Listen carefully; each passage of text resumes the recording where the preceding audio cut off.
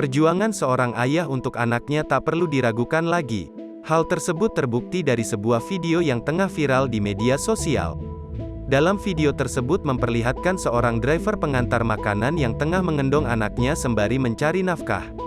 Dilansir dari akun Instagram @rumpi_gosip mengunggah sebuah video yang menunjukkan perjuangan driver untuk anaknya yang berada di gendongan depan, Jumat, tanggal 28 Januari tahun 2022. Hal tersebut sontak menjadi viral dan menjadi perbincangan sejumlah netizen. Driver yang mengenakan jaket berwarna orange bertuliskan Shopee Food tersebut terlihat tengah berhenti di depan sebuah ruko dan membenarkan posisi dari sang anak yang digendongnya ke arah depan.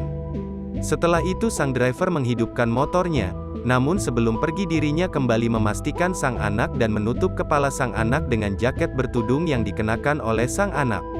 Dirinya yang melakukan hal tersebut dilihat sangat menyayangi sang anak sehingga membuat banyak netizen memberikan komentar yang terharu.